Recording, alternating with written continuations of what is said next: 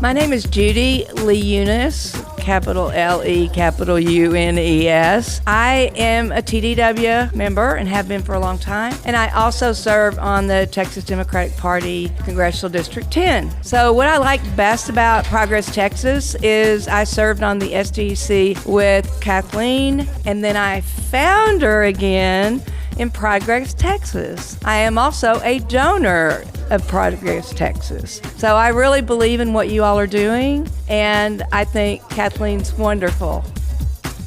Thank you, Judy. We like her too. It's Thursday, February 12th, 2026, and this is the Progress Texas Daily Dispatch, rapid response on breaking news stories Texas progressives need to know. I'm Chris Mosier. Everybody's favorite Democratic Congressman Henry Cuellar was doing what Henry Cuellar does again yesterday. Annie Carney at the New York Times says the Trump-pardoned congressman from Laredo was the only Democrat in the whole joint to vote yesterday in favor of a strict voter identification measure that would require proof of American citizenship to vote and allow the Department of Homeland Security to seize the voter rolls in any state, all built upon Donald Trump's continued and groundless charges of rigged elections, unable to swallow his own ass-kicking in 2020 after all these years. The final vote 218 to 213, Cuellar showing his true colors and loyalty once again, and highlighting the dire magnitude of the upcoming midterm elections. The language in this bill creates unnecessary and discriminatory barriers to voting for millions of eligible U.S. citizens and features Republican Congressman and Texas AG candidate Chip Roy as its lead sponsor. At present, it appears to have no chance to overcome a filibuster in the Senate, which is the good news here.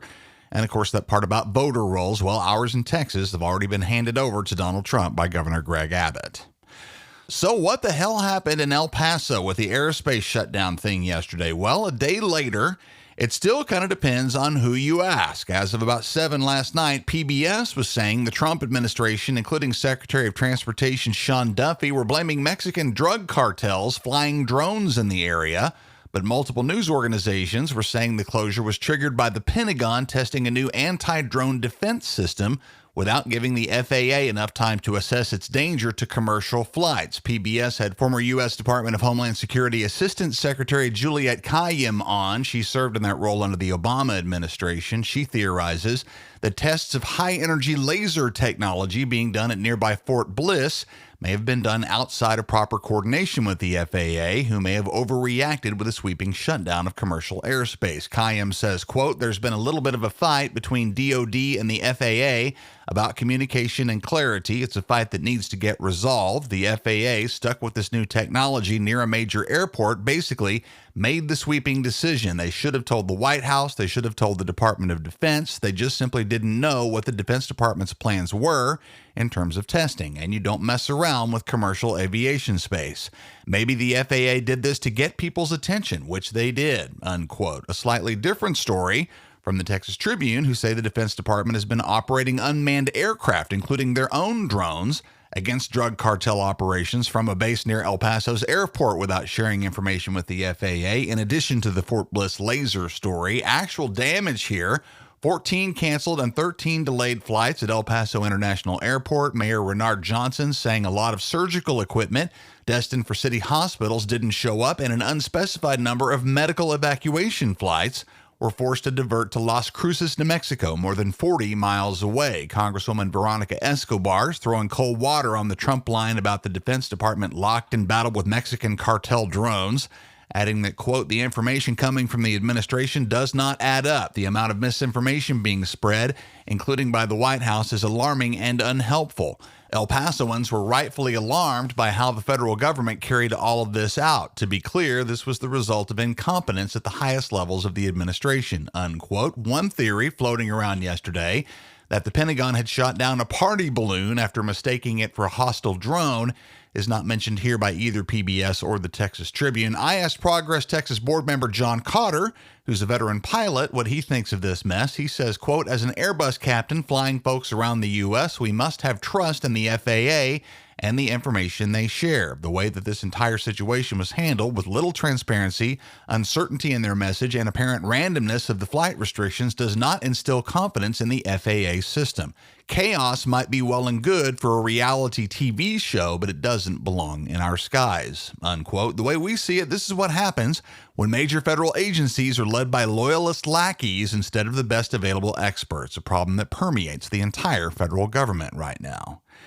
As we start to wind down here, one Texas family's difficulty might have a chance to further amplify serious problems in the American healthcare system. Actor James Van Der Beek, best known for his role on the TV show Dawson's Creek, but featured in several other shows over his career, died yesterday at his Austin area home far too young at 48 after a 2-year battle with colorectal cancer, leaving behind a wife and 6 kids, which is tragedy enough, but consider the fact that a successful, nationally beloved actor who had at one point amassed a net worth of an estimated $8 million, has, after just 2 years of medical difficulty, left his family close to broke.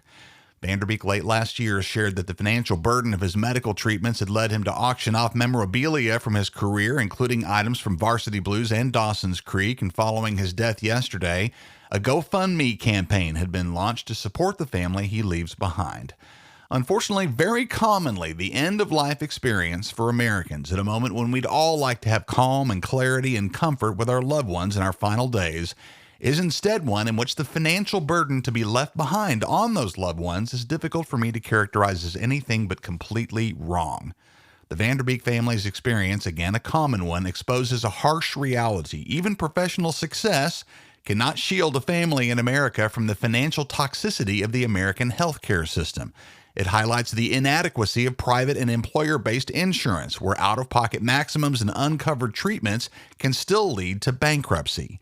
It demonstrates the middle-class trap, where families who have built modest assets are ineligible for social safety nets, but still lack the wealth required to sustain years of high-cost medical care.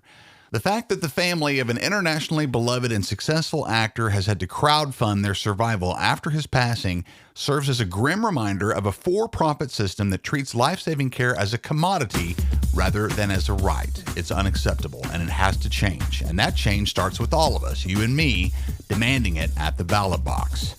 Houston friends, starting tomorrow, our weekly roundtable show In Progress will join the regular weekday schedule on KPFT 90.1 FM in H-Town, where we'll be on at 10 a.m. every Friday morning, in addition to our current slot on Sunday mornings at 11 on KPFT HD2. Huge thanks to our friends at KPFT Radio for the support and the partnership. It's almost time to vote in the March primary. Early voting in the primary starts this next Tuesday, February 17th, now less than a week away. And since that also happens to be Fat Tuesday, our sustaining supporters in Austin are invited to join me and Progress Texas to celebrate next Tuesday evening, February 17th, and your first beer is on me. Watch your email for details, and if you're not a sustaining member yet, now would be a great time to become one, like Sheridan Lee, David Virgil, and Stu Campbell all have. Go to progresstexas.org/donate right now, and we hope to see you on Tuesday. See the show notes for Texas 2026 March primary ballot form from the Texas Tribune. You can use right now with your home address to see who's running in the primary in which you choose to vote. All about voting in Texas can be found at govotetexas.org. Since the new year, Progress Texas has devoted coverage and advocacy to the issues you're passionate about, and like no other outlet, has given you direct access to the candidates in the biggest races in the country, Texas legislative, statewide, and federal elections. Join us as we work to raise $14,000 in February. Whether you give $35, $100, or $500, any contribution brings us closer to our goal and ensures Progress Texas can advance our Project 2026 plans, which include the expansion of Spanish media and the further expansion of our radio presence across the Lone Star State. That's the Progress Texas Daily Dispatch for this Thursday, February 12th, 2026. Links to all these original stories can be found in our show notes. Progress Texas is an independent, nonprofit, rapid response media organization. While campaigns come and go, we're the permanent home for progressive media in action in the Lone Star State. I'm Chris Mosier. Thanks so much for listening. Have a great day. We'll see you again tomorrow morning.